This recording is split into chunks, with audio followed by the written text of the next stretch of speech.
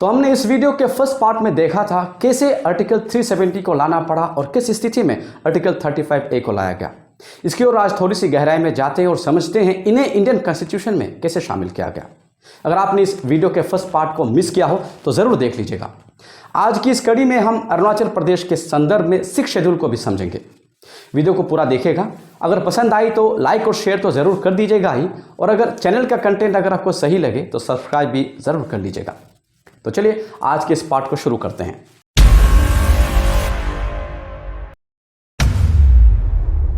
नमस्कार।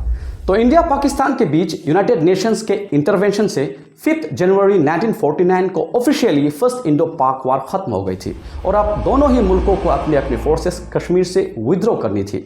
यूएन के मुताबिक दरअसल पाकिस्तान को अपनी पूरी फोर्स विद्रोह करनी थी और इंडिया को भी कश्मीर में मिनिमल फोर्स मेंटेन करनी थी, जिसके बाद प्लेबिसाइड होना था और कश्मीर की आवाम को यह डिसाइड करना था कि वो किस देश के साथ जुड़ना चाहते हैं। जैसे मैंने अपनी पिछली वीडियो में बताया था, नेहरू जी को पूरा कॉन्फिडेंस था कि अगर प्लेबिसाइड होता है तो जम्मू कश्मीर की आवाम भारत को चुनेगी।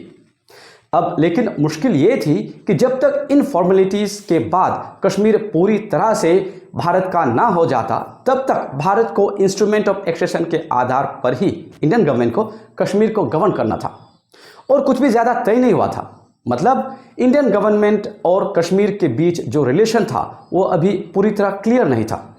तो इस बात के मद्देनज़र एन गोपालास्वामी अयंगर ने सजेस्ट किया कि जब तक कश्मीर के लोग प्लेबिसाइड के जरिए डिसाइड कर इंडिया के साथ हमेशा के लिए नहीं जुड़ जाते, तब तक इंडियन गवर्नमेंट और कश्मीरी हुकूमत के बीच के रिश्ते को इस तरह बनाया जाए कि कश्मीर भी अपनी जगह बना रहे और इंडियन गवर्नमेंट भी उसका ख्याल रख सके। इंडियन गवर्नमेंट का कश्मीर के साथ बॉन्डिंग बनाए रखना बहुत ज़रूरी था, क्योंकि उस वक्त आज भी है पाकिस्तानी हुकूमत कश्मीर पर आंख गड़ाए बैठी थी और इसी समय इंडियन कॉन्स्टिट्यूशन की भी ड्राफ्टिंग चल रही थी। जैसे आपको पता है, इंडियन कॉन्स्टिट्यूशन को 26 नवंबर 1949 को एडॉप्ट किया गया और 26 जनवरी 1950 को इसे लागू किया गया। अब क्योंकि इंडियन गवर्नमेंट की नज़र में ये जो कश्मीर का मसला था, जैसे कि मैंने बताया, वो प्लेबिसाइड तक ही था, मतलब ये पूरी तरह टेम्पररी था, तो कॉन्स्टिट्यूएंट असेंबली ने इसीलिए अयंगर जी के सुझाव पर आर्टिकल 370 को कॉन्स्टिट्यूशन के पार्ट 21 में इंक्लूड कर दिया, जहां टेम्पररी, ट्रांजिशनल और स्पेशल प्रोविजंस को रखा जाता है। उस वक्त सबको लगा कि आर्टिकल 370 ही सही समाधान है। नेहरू जी को लगा कि एक बार प्लेबिसाइड हो जाए तो कश्मीर भारत का हमेशा के लिए हो जाएगा। महाराजा हरि सिंह को लगा कि भारत के अंदर ही उनकी अपनी एक रियासत होगी और शेख अब्दुल्ला को लगा कि अब कश्मीर में डेमोक्रेसी बहाल हो जाएगी। तो 17 अक्टूबर 1949 को आर्टिकल 370 को इंडियन कॉन्स्टिट्यूशन के अंदर इंक्लूड किया गया।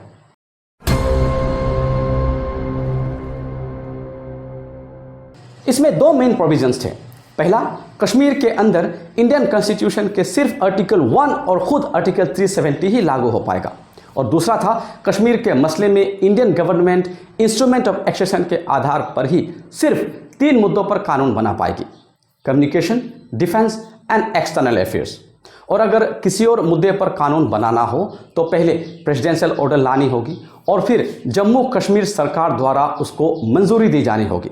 साथ ही इसमें यह भी तय था कि अगर कभी भी आर्टिकल 370 को हटाना पड़े तो पहले जम्मू कश्मीर लेजिस्लेटिव असेंबली, फिर जम्मू कश्मीर कॉन्स्टिट्यूएंट असेंबली द्वारा इस ऑर्डर का रेटिफिकेशन होना होगा और उसके बाद ही प्रेसिडेंशियल ऑर्डर पास कर आर्टिकल 370 को हटाया जा सकेगा।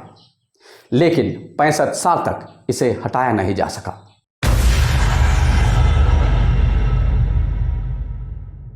लेकिन इस दौरान इसके बाद भी भारत और कश्मीर के नेताओं के बीच कई बातचीत चली कि भारत के संविधान के बाकी प्रावधानों को किस तरह से कश्मीर में लागू किया जाए। फिर नेहरू जी और शेख अब्दुल्ला के बीच कई मीटिंग्स हुई और इसी दौरान शेख अब्दुल्ला ने भारत सरकार से कश्मीर के लोगों के लिए भी कुछ मांगे रखी। उन्होंने भारत सरकार से कश्मीर की आवाम के लिए स्टेट सब्जेक्ट लॉ 1927 के प्रावधानों को कश्मीरियों के हक में दोबारा लाने की मांग की और इसी प्रावधान को लाने के लिए 15 मई 1954 को इंडियन कॉन्स्टिट्यूशन के अंदर आर्टिकल 35A को लाया गया, जो कश्मीरियों को एक अलग दर्जा दिलाता था और जिसके तहत उनके लिए जॉब रिजर्वेशन, लैंड राइट जैसे हक रखा जाता था और इसी के बदौलत कश्मीर की घाटियों का संरक्षण होता रहा। ये सारे प्रावधान जो आर्टिकल 35A के जरिए लाया गया था, ये दरअसल स्टेट सब्जेक्ट लॉ 1927 के ही प्रावधान थे। यहाँ भारत के बाकी राज्यों की तरह नॉन कश्मीरी जमीन नहीं खरीद सकते थे और ना ही यहाँ का कभी परमानेंट रेजिडेंट बन सकता था, और इसीलिए यहाँ कभी बड़ी इंडस्ट्रीज बनी नहीं पाई। इस मांग के अलावा शेख अब्दुल्ला ने यह भी शर्त रखी कि कश्मीर में भारत से अलग उनका अपना झंडा होगा और अपना प्रधानमंत्री भी होगा, जिसे सदर रियासत कहा जाएगा। क्योंकि उस वक्त नेहरू जी के दिमाग में यही था कि ये सब प्लेबिसाइट तक ही हैं, तो उन्होंने सभी शर्तें आसानी से मान ली।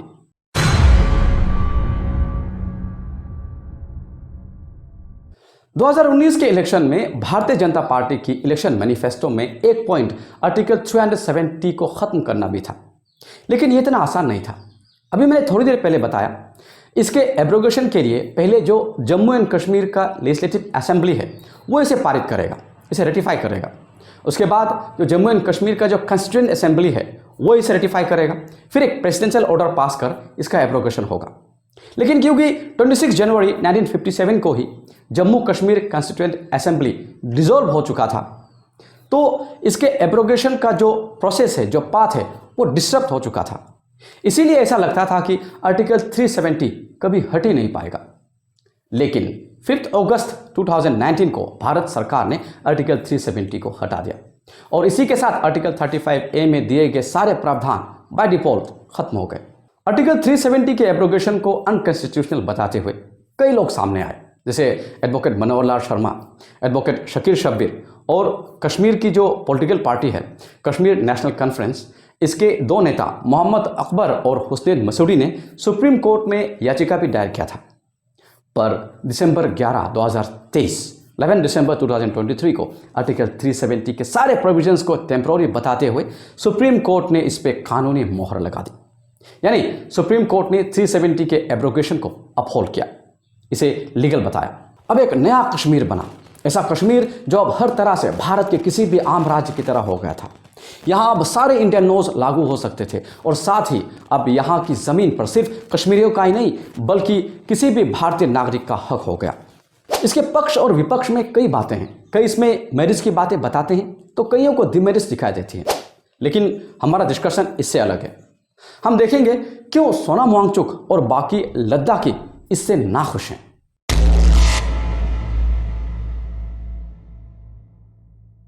जैसे ही 5 अगस्त 2019 को आर्टिकल 370 एब्रोगेट हुआ, उसी साल अक्टूबर को 31 अक्टूबर 2019 को Jammu Kashmir state 2 union territories में बांट दिया गया। अगर हम जम्मू कश्मीर स्टेट मैप को देखते हैं तो रफली ये रेड वाला हिस्सा मुस्लिम डोमिनेटेड है और ये ग्रीन वाला हिस्सा हिंदू डोमिनेटेड है। यहाँ आर्यन रेस के लोग रहते हैं। ये येलो वाला हिस्सा लद्दाख है, ये ब्लू वाला हिस्सा कारगिल है और ये भी दरअसल लद्दाख यूनियन टेरिटरी के अंदर ही आता है। इस क्षेत्र में 80 के दशकों से ही लद्दाखी यूनियन टेरिटरी की मांग कर रहे थे और जम्मू कश्मीर के 2 यूनियन टेरिटरीज में बंटने के बाद लद्दाख की मांग मानो पूरी हो गई। लेकिन क्योंकि ये भी जम्मू कश्मीर का हिस्सा था तो जैसे ही इस राज्य के बाकी क्षेत्रों से आर्टिकल 370 और आर्टिकल 35A को हटाया गया, वैसे ही यहाँ भी सारे प्रावधान हटा दिए गए। इसका मतलब था कि अब लद्दाख में भी कोई भी भारतीय नागरिक जमीन खरीद सकता है, यहाँ बस सकता है और यहाँ की नागरिकता पा सकता है। अब सोनम वांगचुक और बाकी लद्दाखियों का मसला यही से गंभीर हो चला, क्योंकि अब लद्दाखियों को एक और डर सताने लगा था। वो था यू कहिए वो है उनकी जमीन का बाहरी लोगों के लिए खुल जाना। उनका दावा है इससे उन्हें और यहाँ के पर्यावरण दोनों को खतरा है। तो यहाँ की आवाम अब अपनी और इस क्षेत्र की रक्षा चाहती थी। इसके लिए 2019 के चुनाव से पहले उन्होंने अपनी मांगें रखना शुरू कर दी। उनकी मांगों में सबसे पहले था कि इस क्षेत्र को स्टेटहुड देकर इसे 6 शेड्यूल के अंदर लाया जाए, इससे उनकी जगह की संरक्षण होगी। अब ये 6 शेड्यूल क्या है और इसके आने से लद्दाख का संरक्षण कैसे हो पाएगा, आइए जरा समझते हैं।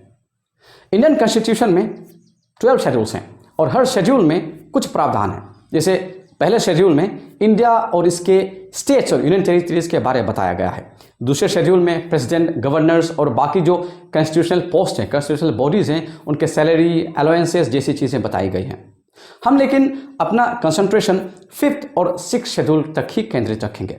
भारत में कुछ 10 ऐसे राज्य हैं जहां पर शेड्यूल एरिया के तहत ट्राइबल्स को आर्टिकल 244 क्लास 1 के अंदर 5th शेड्यूल के तहत उन्हें प्रोटेक्शन दी गई है।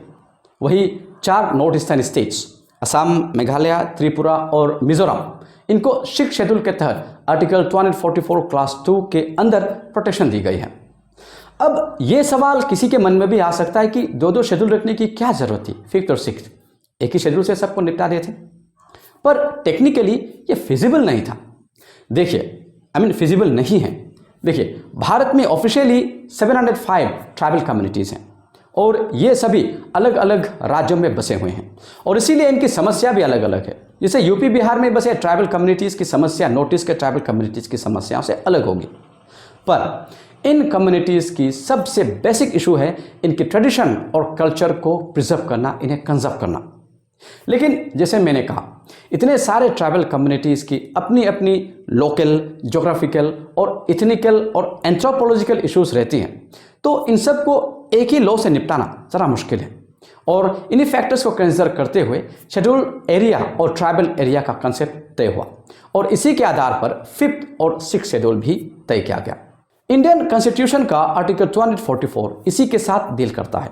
इसके क्लास 1 में भारत के 10 राज्यों के शेड्यूल्ड एरियाज और शेड्यूल्ड ट्राइबल ग्रुप्स के एडमिनिस्ट्रेशन और कंट्रोल के प्रोविजंस को दिए गए हैं, जिसे 5th शेड्यूल के अंदर रखा गया है। और इसी आर्टिकल के क्लास 2 में, यानी कि आर्टिकल 244 के क्लास 2 में नॉर्थ ईस्टर्न स्टेट्स स्पेसिफिकली, जैसे मैंने बताया, असम, मेघालय, त्रिपुरा और मिजोरम राज्यों के ट्राइबल एरियाज के जो एडमिनिस्ट्रेशन रिलेटेड प्रोविजंस हैं वो सब बताए गए हैं, जिसे 6th शेड्यूल के अंदर रखा गया है। इनफैक्ट कॉन्स्टिट्यूशन का जो पार्ट 21 के जो प्रोविजंस हैं, इसके अंदर आर्टिकल 371 और आर्टिकल 371 ए से लेकर आर्टिकल 371 जे तक अलग अलग राज्यों के अलग अलग प्रोविजंस दिए गए हैं। आर्टिकल 371 गुजरात और महाराष्ट्र के जो स्पेशल प्रोविजंस हैं उसके साथ डील करता है और इसी तरह आर्टिकल 371 ए नागालैंड राज्य के स्पेशल प्रोविजंस के साथ, article 371 B Assam, 371 C Manipur, 371 D state of Andhra Pradesh और Telangana, article 371 E central university of Andhra Pradesh, article 371 F Sikkim, 371 G Mizoram, 371 H Arunachal Pradesh, 371 I Goa और 371 जे कर्नाटक राज्य के स्पेशल प्रोविजंस के बारे में बताता है।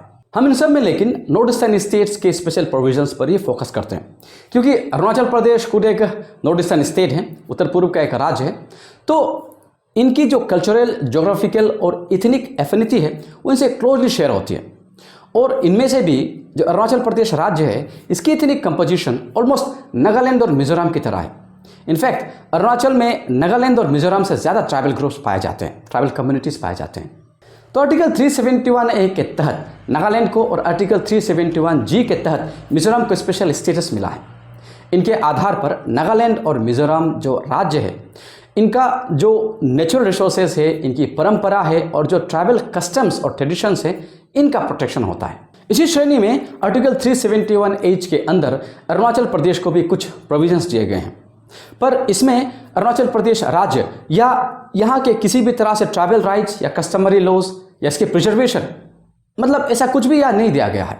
आर्टिकल 371 एच के क्लास 1 में यहाँ के राज्यपाल के कुछ रिस्पॉन्सिबिलिटीज़ दिए गए हैं। क्लास 2 में यहाँ की जो लेजिस्लेटिव असेंबली है, वहाँ के जो मिनिमम नंबर्स है उसे बताया गया है कि यहाँ कम से कम 30 legislative member of legislative assembly होने चाहिए। इसके अलावा यहाँ अरुणाचल के ट्राइबल ग्रुप्स यहाँ के ज़मीन या ट्रेडिशन कहिए, कस्टम कहिए वगैरह, इसके लिए कुछ भी प्रोविज़न अलग से नहीं दिया गया है।